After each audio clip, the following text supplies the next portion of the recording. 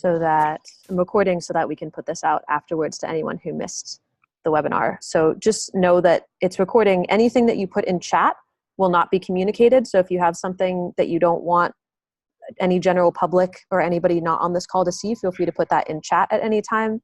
And otherwise you can make comments. If you have something that you want to jump in and say, you can raise your hand on screen, or better yet, there's actually like a raise hand function somewhere, I think on the bottom bar. Great. So getting started, I'm Sarah. I know a lot of you and some I don't, which is really fun seeing faces of people that I don't know.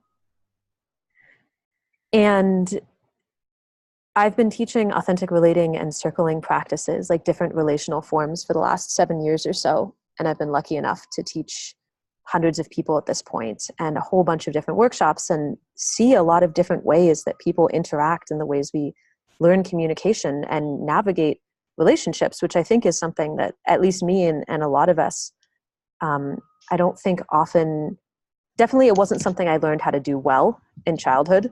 And so I've had to learn it as an adult and see different models. And these webinars are syntheses of some of the stuff I've learned and been exploring.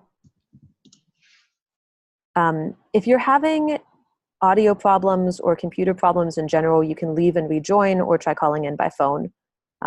Sometimes Zoom is a little bit tough. Also, please mute if you're not talking, because otherwise we'll hear typing and sometimes feedback.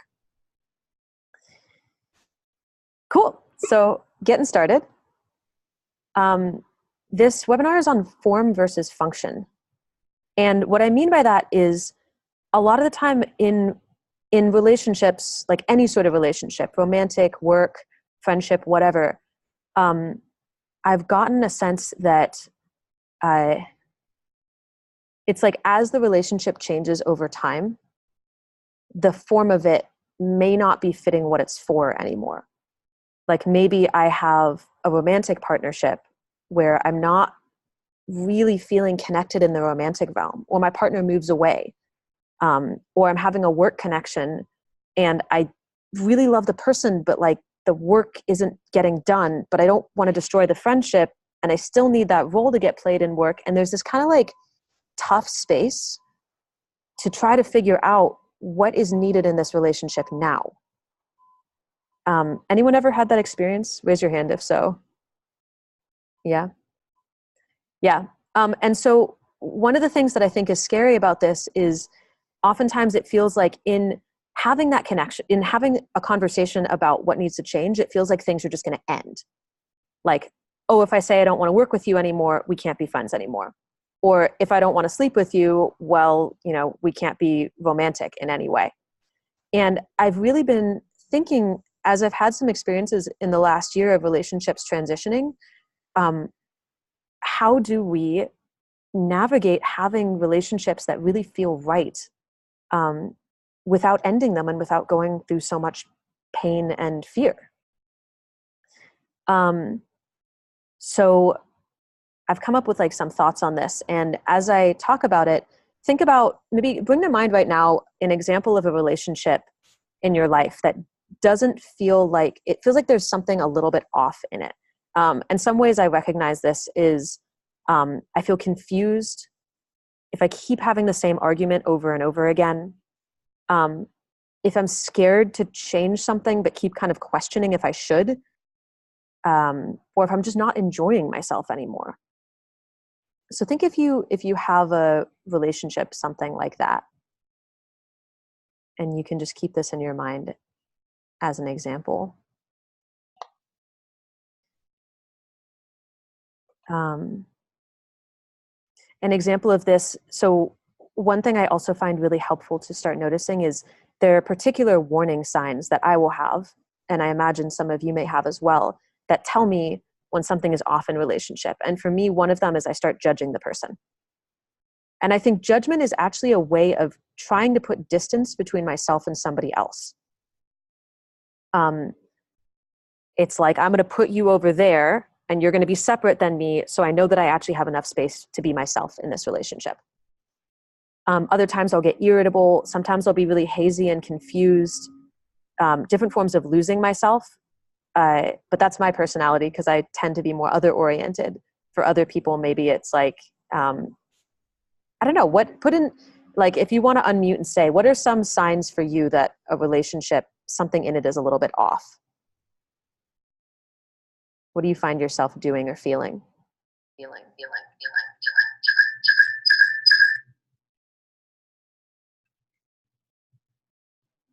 saw Karen say, I feel needy. What else? I'll have a visceral response. I'll get sick to my stomach or tight in my throat.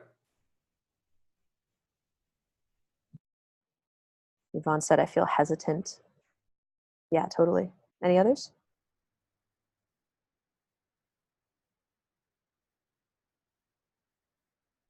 Gossiping about what's going on in the relationship, going to someone else to speak about it. Going to someone else and talk about it.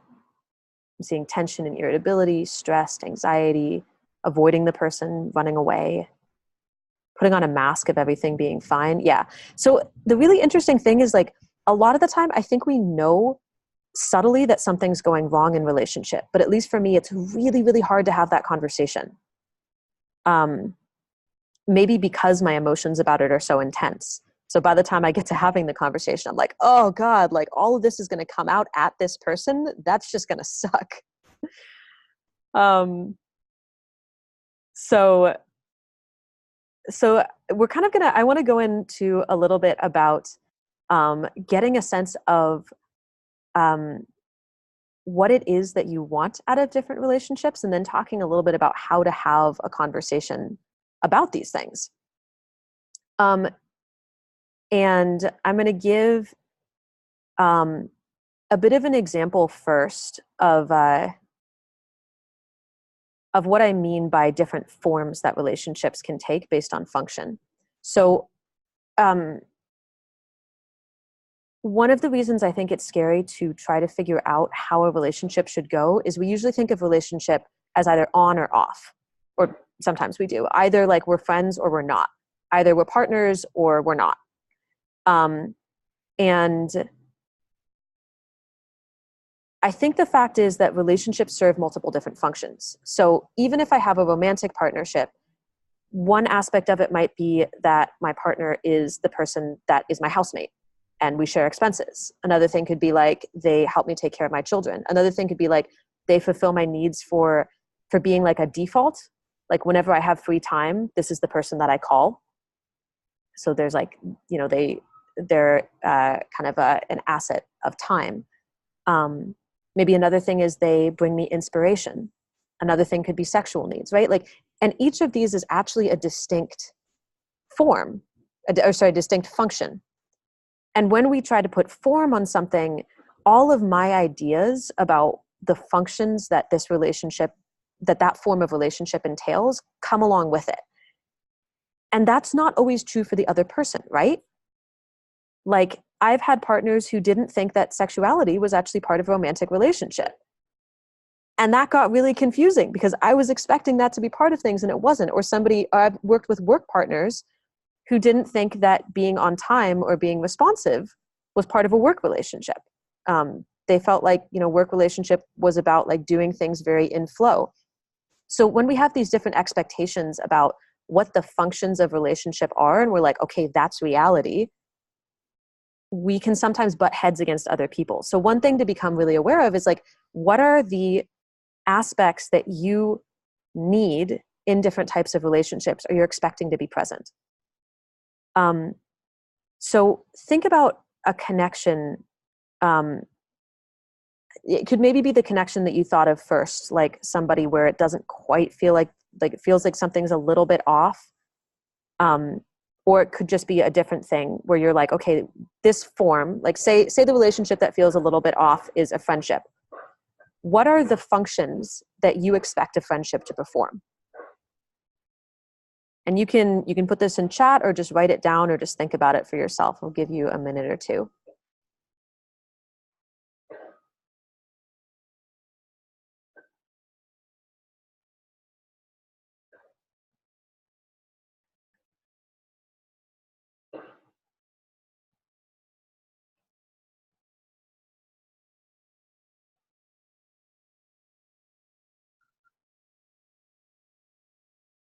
And if you're posting things in chat, feel free to also name the type of relationship that you expect this from.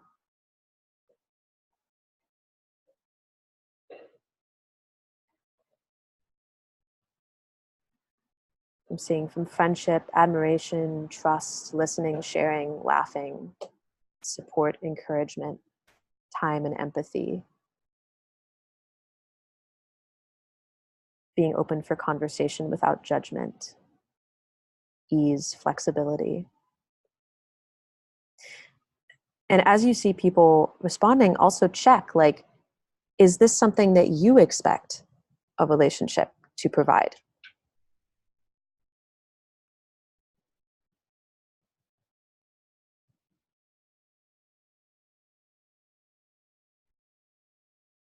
People we enjoy activities with for friendship, empathy.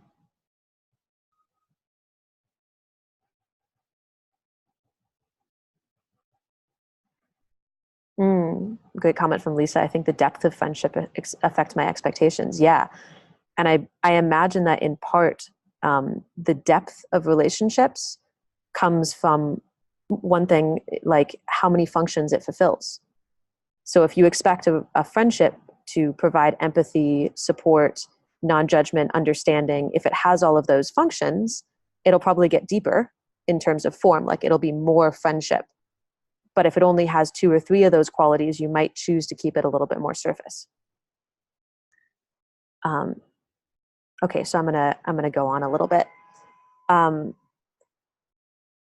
So one of the things that I've been thinking about, well, I think I want to use an example here of a relationship that I had recently, which was a romantic relationship where something started feeling off in it. And I noticed that I wasn't feeling happy, but there was a lot of functions that the relationship performed that I wanted relationship to perform and hadn't gotten in other relationships. I was like, well, I'm feeling intellectually met. I'm feeling emotionally supported. I'm feeling like, financially supported, like taken out for trips and dates and stuff. And that's relieving because I don't have to before then I'd put emotional support over financial. So I'd mostly been supporting my, so it's like, there's all these ways that I feel met, and actually something that was unfilled in me in all those categories was getting filled. And that made me want to, I think this is frozen. Is your internet on? Wait, okay. Can y'all hear me? I think I froze for a second. Okay. You're good. Great. So I don't know where that cut off, so I'll backtrack a little bit. I had a relationship in which a lot of things were getting fulfilled that hadn't really before. And so I wanted to stay in the relationship even more because it was like, oh, this feels rare. Anyone ever had the experience of like, I want to stay in this because I don't know if I could find it outside of this relationship? Yeah. And I was having this experience of like, I know this isn't right. Like something about it is off, but I'm so scared of changing the relationship because I might lose the things that are really wonderful about it. And so what ended up happening is like, I had this kind of like waking up moment of realizing that I wasn't actually happy in the relationship, and then considering like, what degree of unhappiness am I willing to accept? And is something in this relationship likely to change? And what do I need out of romantic relationship? And it really, I think any relationship really wakes us up to what is it that's most essential to us out of relationship. And I'm getting a bit of background noise, so if you're not speaking, please go ahead and mute. So I'm not sure who that's coming from. Thanks. And one of the things I realized is there are some things in this relationship that haven't been in others that are essential. Like I need to feel met in terms of expressing purpose in the world. And maybe I didn't need to feel met that way 2 years ago, but now I do, right? And one of the complex things in navigating all this is the functions that we need in relationship change over time. And then we have to have these tough conversations with the people in our life. Like, there's a way I really like am wanting to get met, whether or not you can do it. And so it was like, okay, I'm getting purpose met, but there isn't physical chemistry. And for my partner, that was really important in relationship. And for me, it wasn't necessarily.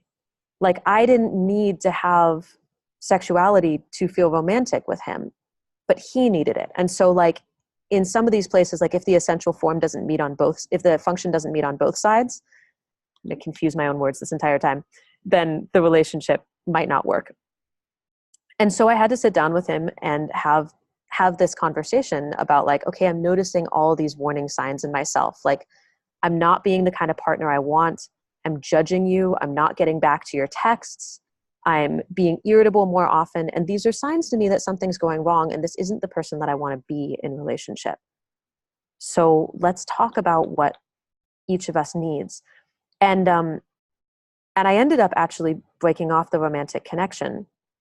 And the amazing thing was, once I did, you know, after kind of we gave it a week to recover, he came back and he said, you know, I was unhappy too. But like when this happens, oftentimes the person that's like, if I'm pulling away from my partner is probably going to cling more because they want safety in the relationship, right? Or vice versa. If my partner is pulling away, I'm going to cling more, and I leave myself a bit to do it.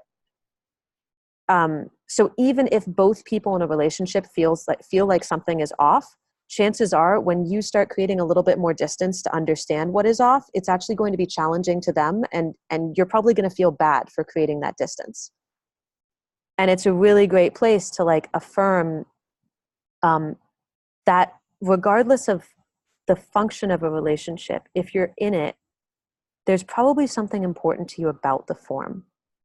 There's probably something important to you about this person.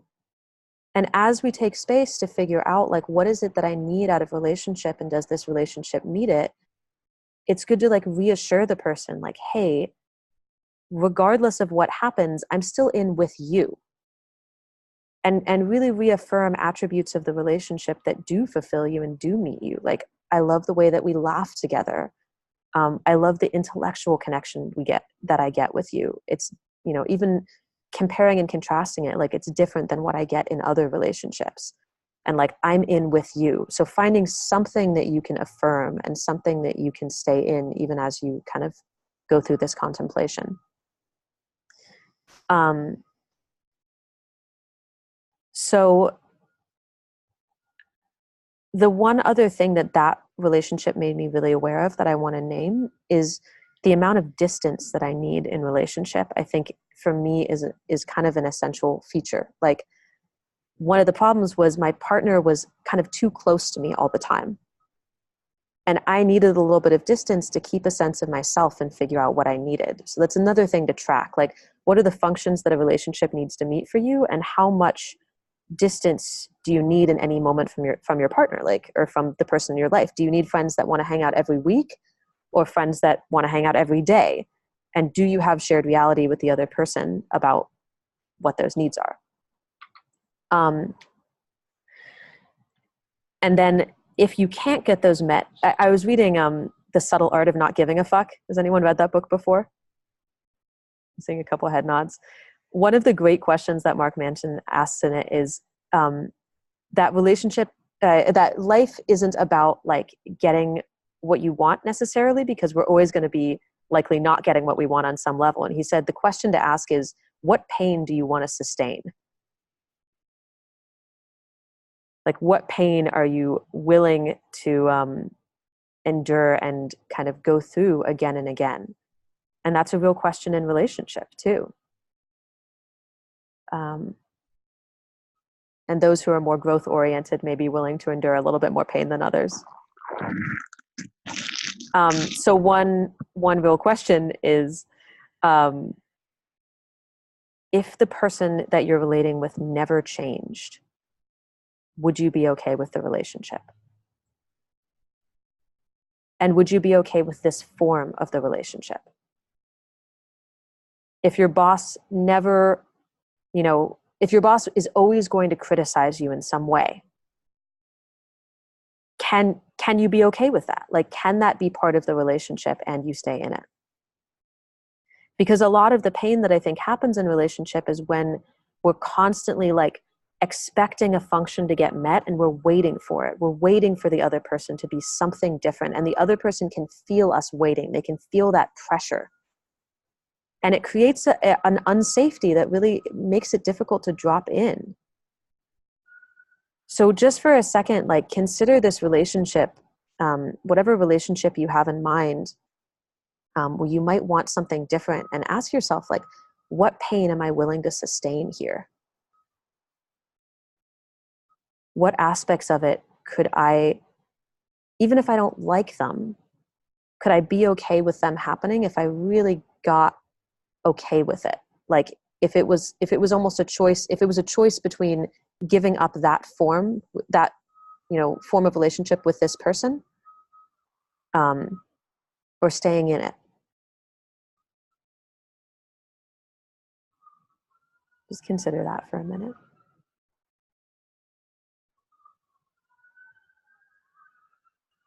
And if there are aspects where you don't really feel like it's something that you could become okay with, if the form transitioned, would you still want to be in contact with that person? And what would the form have to become for you to want to be in contact?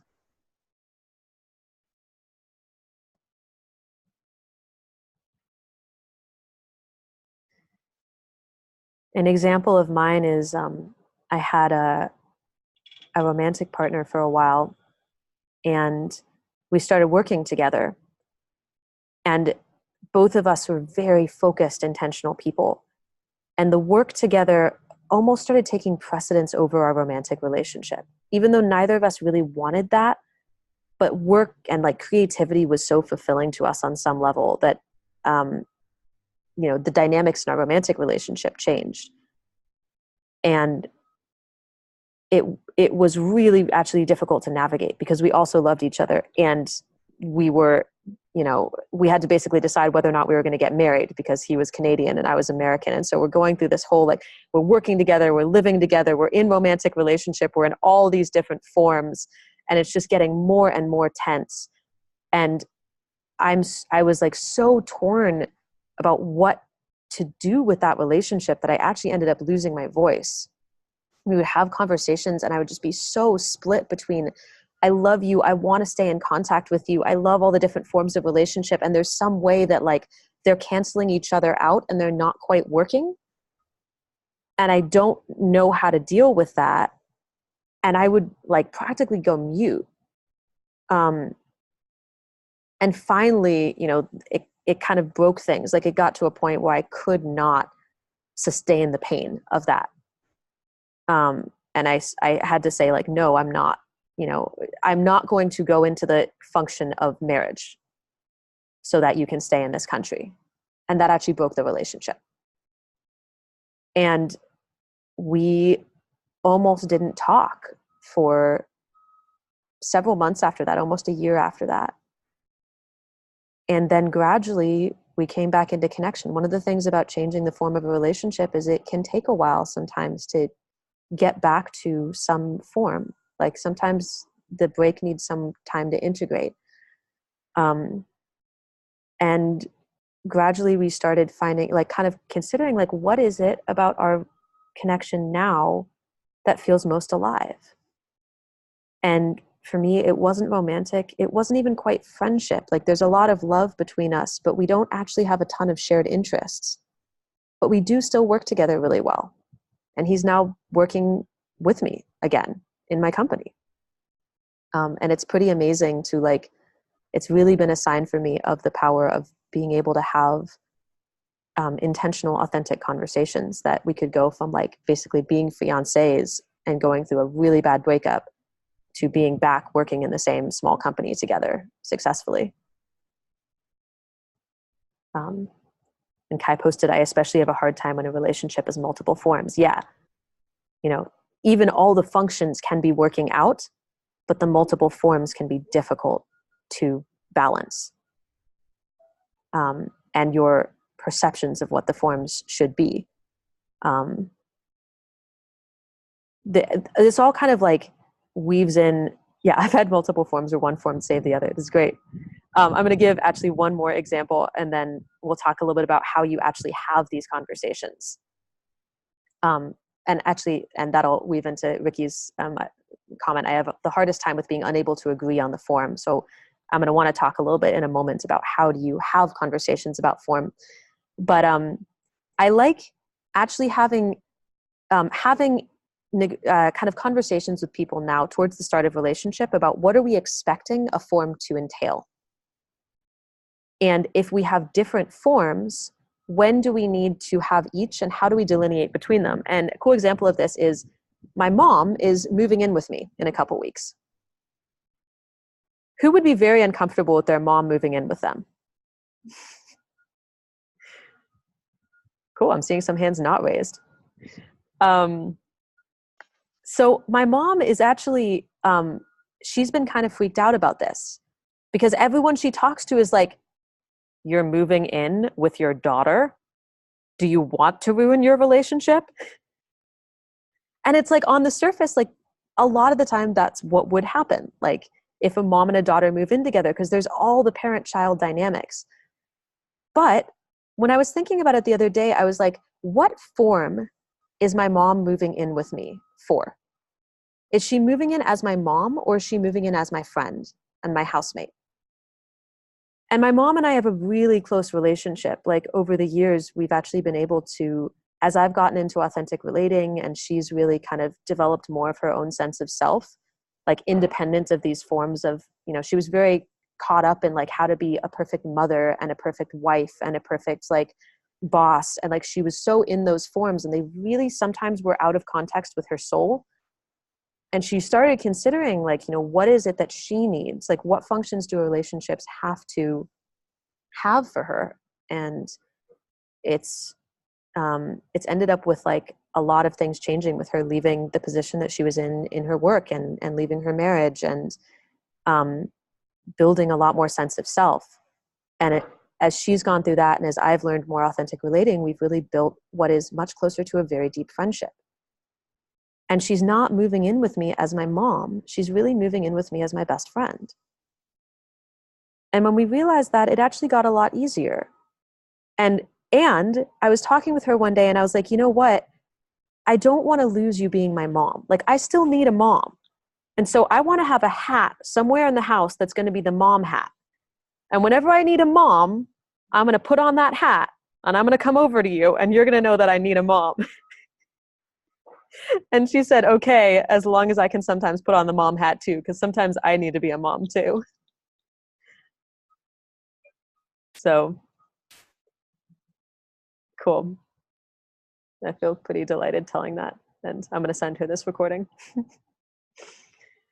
So I want to go a little bit into how do you actually have these conversations? Would anybody be interested in exploring and discussing that? Yeah, I'm seeing a lot of nods. Great. So I'm going to give a bit of a format. The first thing, and you can do this. Oh, actually, this is a great question. Can we define form? Okay. In the meantime, I'm buying a new hat from Karen. Thanks. Can we define form? So when thanks, I feel a little bit like define the terms. Function is the needs that a relationship fulfills. Form is the kind of general box that you put the relationship in. Like, do I call this a friendship? Do I call it a romantic relationship, a partnership? Is it a working relationship?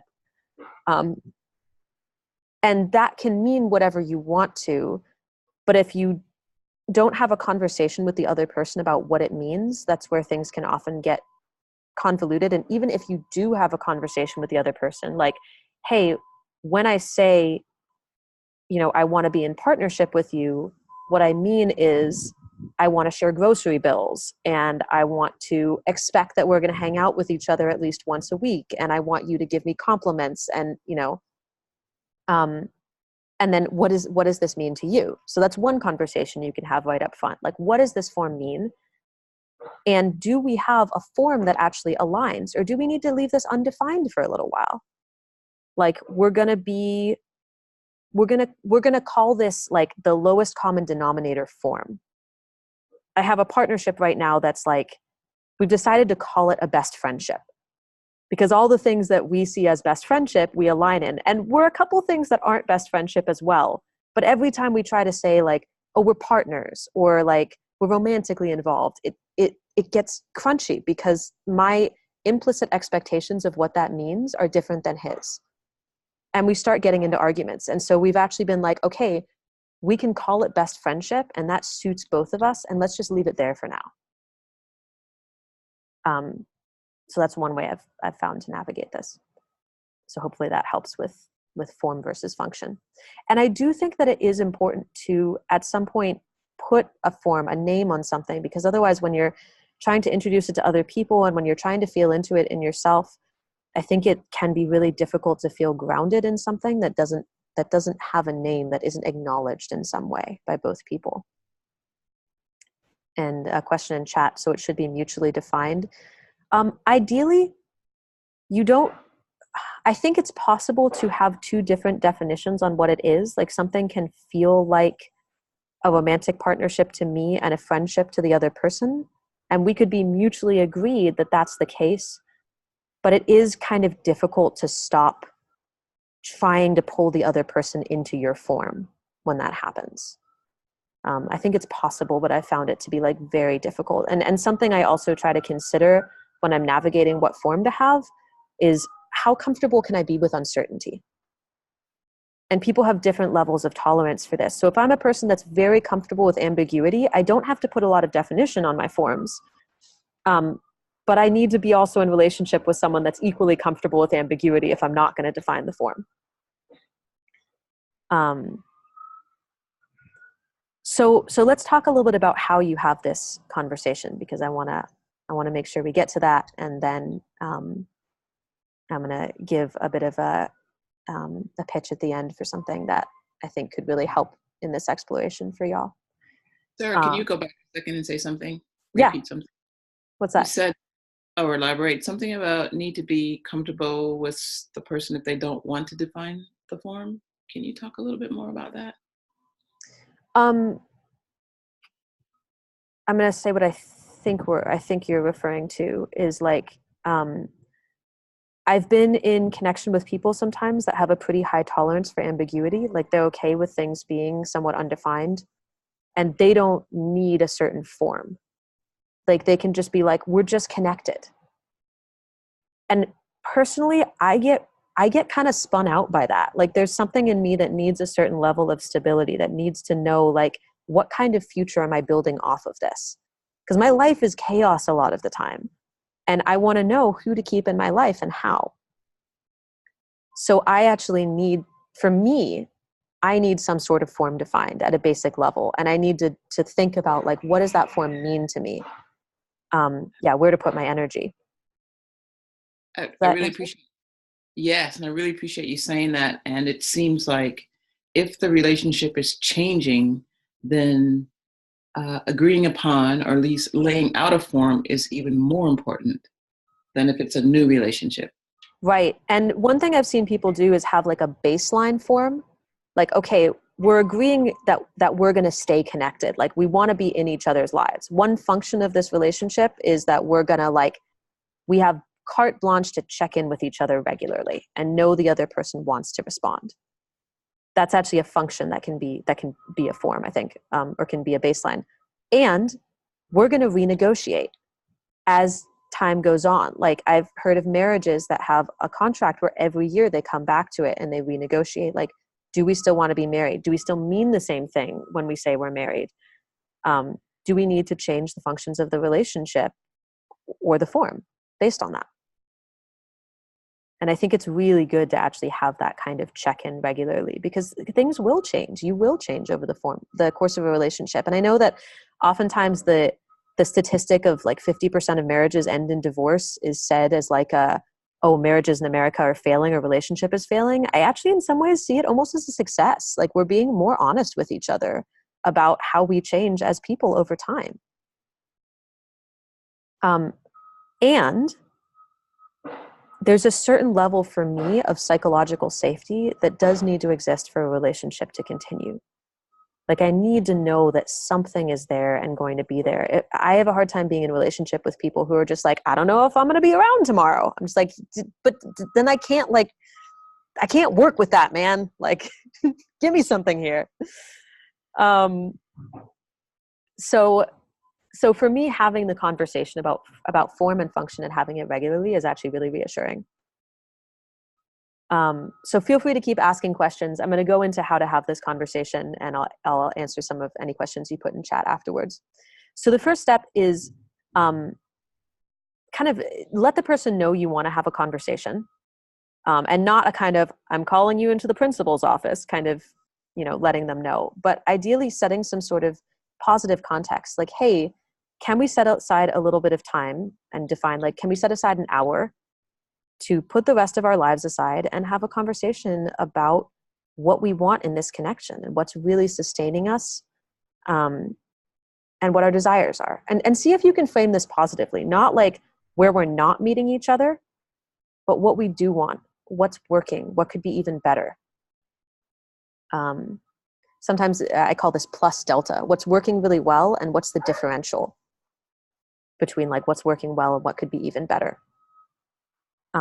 So set aside the time and really have a time where you're not balancing 10 different things in your mind while trying to have an emotionally intense conversation. I think that's often where relationship gets messed up, is when like we can't actually be present because there's so much else going on in our heads. And I find it really helpful to ask for collaboration, because one of the things that happens when somebody sits down with me and says, we need to talk, is I assume they already have an answer in mind. Like, they're like, we need to talk, we're going to break up. And something I find is over the course of relational conversations, oftentimes things change. What I think is going to happen ends up a collaboration with my partner. Like, maybe there's some things they're available for that I actually didn't expect. And so it can help to sit down and say, hey, like, I want to have this conversation. Would you help me figure out what the best form is for our relationship, what both of us need? Would you help me figure out what I'm feeling even? Because you don't have to know everything beforehand. You probably won't. A lot of the time I only know what I'm annoyed at. I know that I'm feeling irritable. I know that something's off, but I don't know why. And it's incredibly vulnerable to have to ask, will you help me understand this? But that lets somebody else in. It actually lets them not feel at effect to your emotions and your decisions, but to feel like a full collaborator in it. One of the really amazing things about when my parents separated is my mom called me and she said, I'm really struggling. Would you help me talk through like what's happening with dad, like, and what I should do? She didn't call me and say, hey, your dad and I are separating. And I felt then completely fine with what happened in their relationship because they were both discussing with me. And I felt part of the navigation. A lot of the time, transparency is really all we need to feel safe. So once you've kind of set some of this context and left space for the other person, like, here's why I'm in this conversation. Like, what's it like hearing that? It's really helpful to have spaces. Then you can state some of like what's happening for you and what the impact on you is. So an example, like, I notice I'm feeling unhappy in our friendship and I'm starting to avoid hanging out. So that's what I'm noticing in myself that's even bringing up the conversation. And then if you have an idea of it, share why you think that might be happening. Like, is there anything specific where there's a difference between what you're expecting in relationship and what's happening? So for example, for one of my friends, it was like, I noticed that you're on your phone a lot when we're spending time together. And for me, friendship is, if I'm making intentional time to hang out with somebody, I really want to be present with them. So that's actually a really essential function of relationship for me. And I imagine that for you, maybe hangouts are more about cohabitation. Like, we're in the same space together and we're feeling like that comfort with each other, but not necessarily about presence. Is that true? So see if you can really come with an atmosphere of curiosity about where are you expecting a certain form and what form are they expecting? And are those things aligned? If you can, it really helps to think this out first. Like, see if you can get to objective reality. What are the things you're feeling? What are the actions you're noticing in yourself based on it? And what are the things you're noticing from the other person that might be causing it? Just like even stream of consciousness journaling really helps here. Give them space to share. And if they're defensive, just like kind of have some space for understanding that this is a tough conversation, and you can come back to asking them, well, like, what are you feeling right now? And does something feel at stake?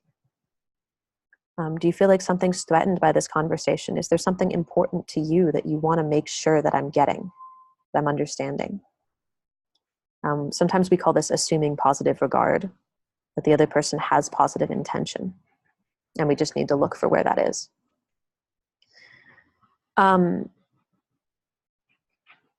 And I think, like, I could say more about that, but honestly, just having that conversation often will lead to more illumination of what both of you need. And even sometimes writing down, like, what is it that both of you expect, and is that getting met? And you may or may not come to conclusions about it. Like, these are conversations that may take place over a long period of time. But see if you can stay in the inquiry of what forms do we want this to take? What functions are important to us? Where are we missing each other? And really also, where can I change and where can't I? Something I'll tell you all about in a minute is a course I've developed largely around this exploration of what is meant to happen in relationship and what's difficult. And one of the things that we do in that course is we get down to, like, what is it that are our core values that need to be met in someone else? Like, for one of my friends, like, one of his core values is, like, really hard work. And he has a partnership where, like, he believes that that's not met, or like his partner has like a different expectation of relationship. And no matter how much no matter what his partner gives, like, that's actually a core value that's really hard for him to like compromise on in himself. So there are these places where, like, we kind of hit bedrock, and knowing what those are, but for yourself, even if you have to triangulate from what's not getting met, is really important. Got to ask, what are some of the questions if they meet you with frustration or anger? What are you feeling right now?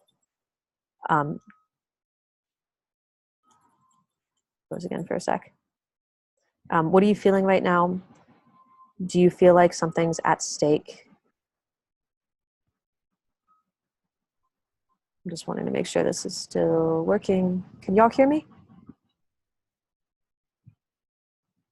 Thumbs up if you can hear me. Great, cool. Yeah, is something at stake for you? Does something feel threatened here? What are you feeling? What is it that you heard me say is a big one too, because oftentimes what somebody hears is very different than what I said or what I think I said. Like, I could be saying, I really want to like work on this relationship, and they could hear, we're breaking up. So those are some of them. And something to really remember here is, like, when I'm having this conversation, oftentimes my nervous system will get really activated because it feels like something's about to get broken. So in myself, like, coming back to calm, taking deep breaths, doing basic self-care is really important. Like, put on your own life jacket first. Make sure that you're caring for yourself, that you're taking pauses when you need to, that you're asking the other person for reassurance. Like, okay, like, just confirming, like, do you still want to be in connection with me? Like, are we on the same page that we want to have some level of connection? Okay, cool. Now we can go back in. That's something I often need. And really, and from that place, like, being aware that relationship is a long game, that I can go in and out of different forms with someone, that I can work with them, transition to a friendship, go to a romantic relationship, go back to a friendship, not talk to each other for a couple years, come back into connection. That it's really fluid a lot of the time.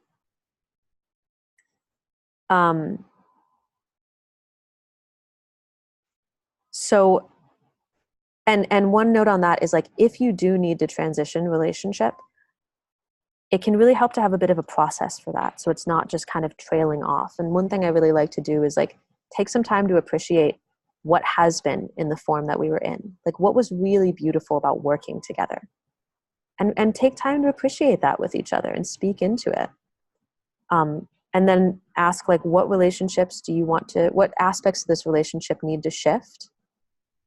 And then how much distance do you need at first to integrate that? And how do you want to check in with each other and talk?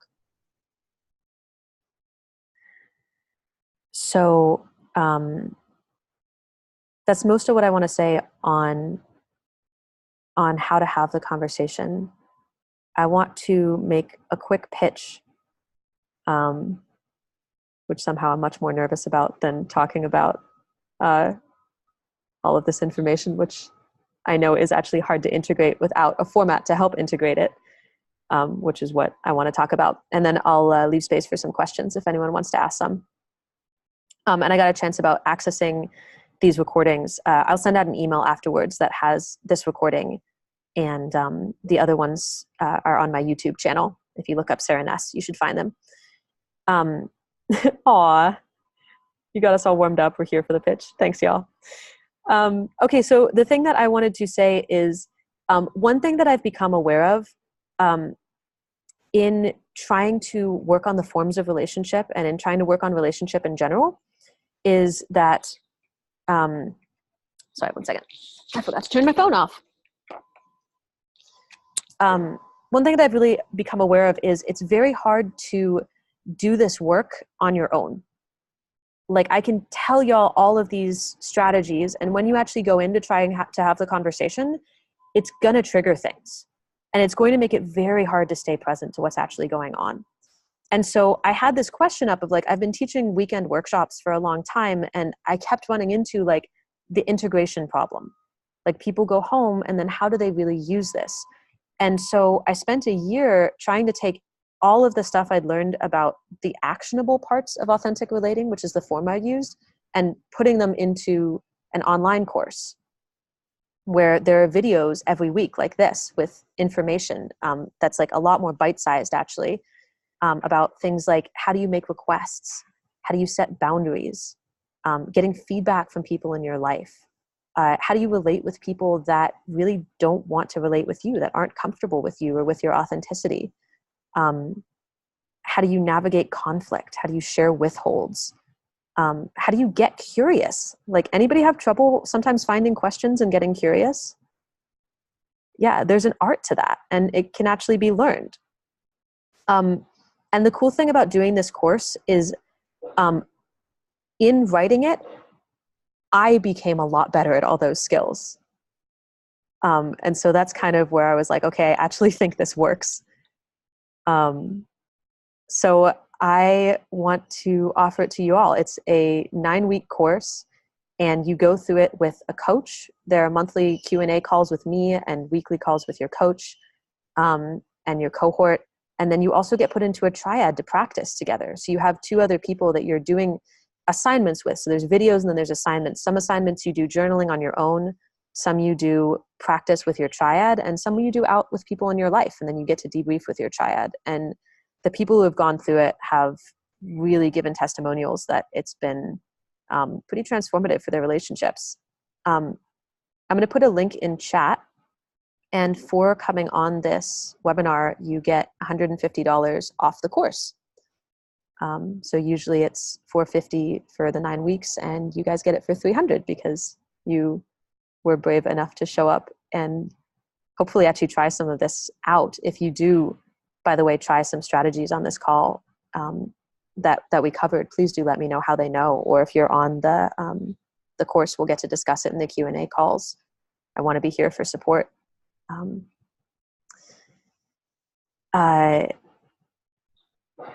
Yeah, I think that's a lot of what I wanted to say. And I want to open it up for any questions, either about the course or about the content we covered in the call, or what's your favorite color, or whatever else you want.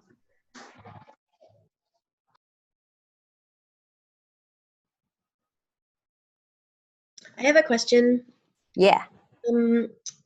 At one point, you made a comment about marriage as a function, and I would have thought of marriage as a form. And so I guess I was wondering if you were talking in the sense that marriage was like a strategy for this Canadian person to get their ability to stay in the US. Is that what you meant by marriage as a function? Yes.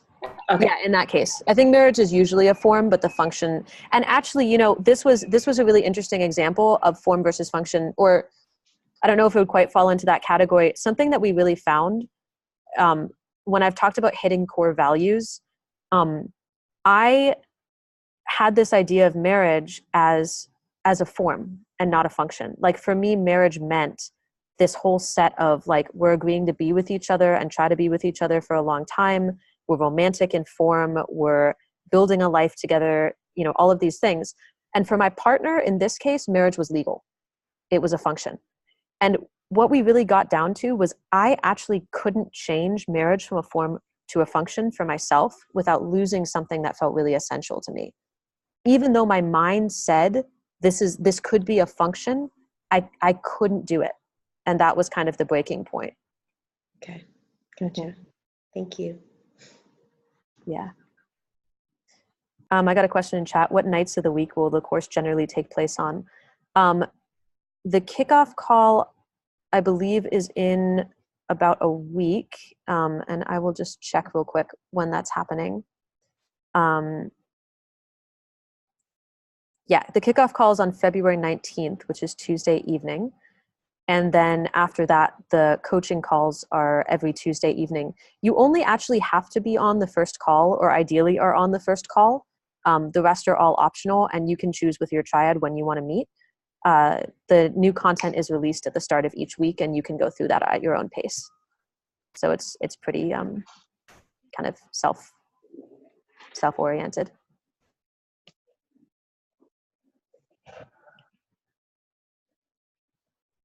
I think there's something else I wanted to say, but it's 9 weeks long.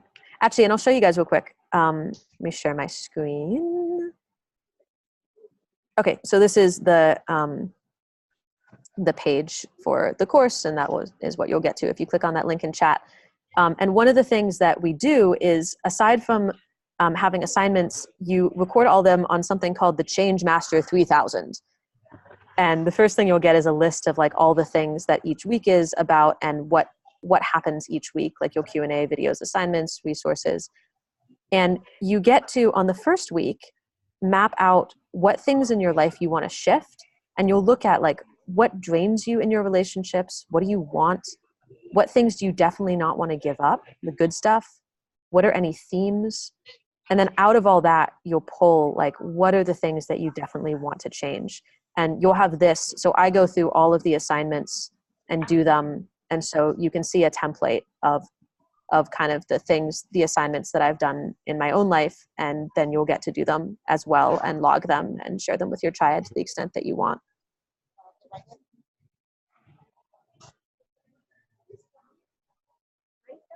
So that's some of what that looks like.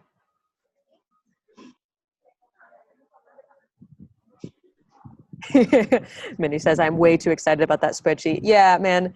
One of the things about becoming a business owner is I've gotten way more excited about spreadsheets than I like want to admit in public. Like they're kind of magic. So Lisa said, I have a question related to when they're, so what's the time commitment that we should expect? It's pretty much anywhere from 2 to 4 hours a week, depending on how long you want to make it. We suggest like an hour-long call with your triad each week, but you can do it in less than that. Some people take a little bit longer to finish the course. That's fine as well. We've had triads go through. So after you complete the course, you also have the content available indefinitely. And we've had like at least 4 triads at this point go through the course all over again with each other and redo it. So it's really like as much time as you want to put into it, and you have. And Ricky asked if I created it. Yep. It's my kind of, I think, one of my proudest works to date. It was 200 pages of scripts and videos. But I'm a nerd, so I really liked writing it.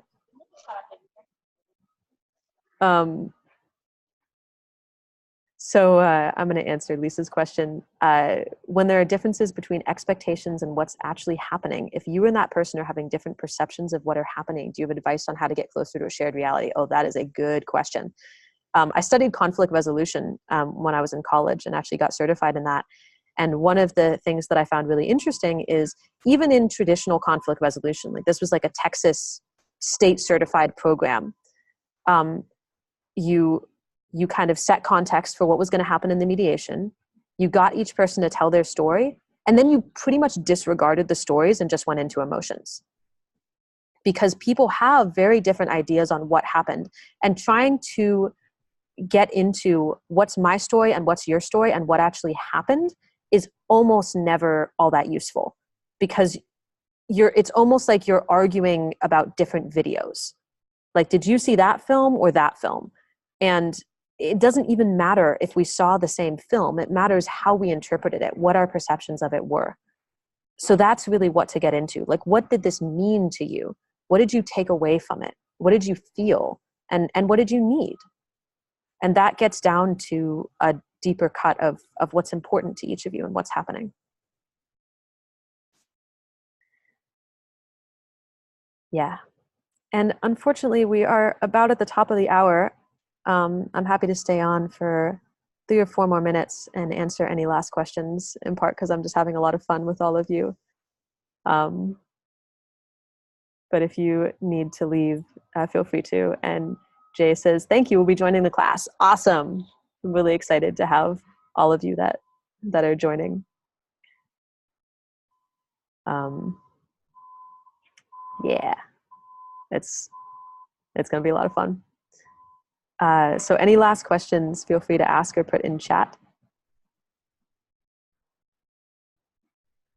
Is there a deadline for joining the class? So that link, oh, and by the way, you can share that link with one other person if you'd like to go through the class with someone else. And that'll be available for 48 hours. And then after that, it'll be the normal price for the course. Can't be there for the first class you teach on Tuesdays. It is possible to still join. The first call will be recorded and the content is in the video. We'll still put you in a triad, or you can wait for the next round. We run it about every 2 months. And feel free to just message me in that case and we'll put you on the list for the next one.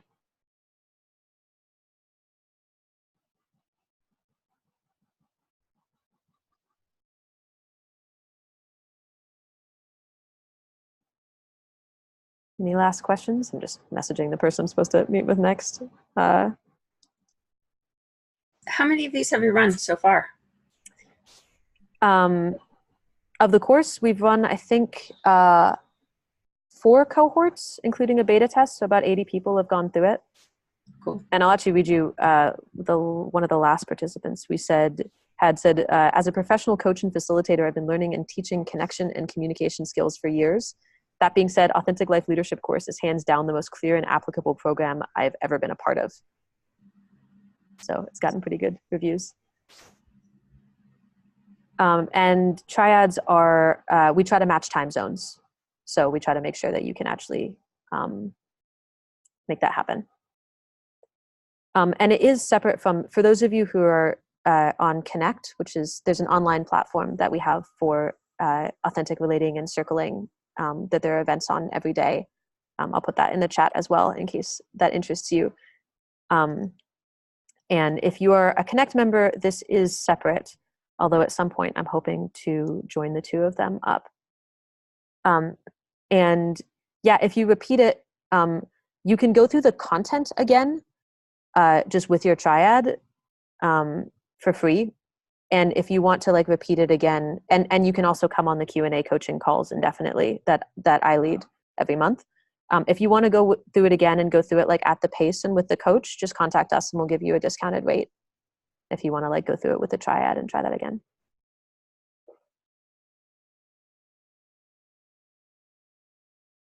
Oh, I feel really delighted getting to talk about it. There's still a little bit of like, I created a thing. Will anybody like it?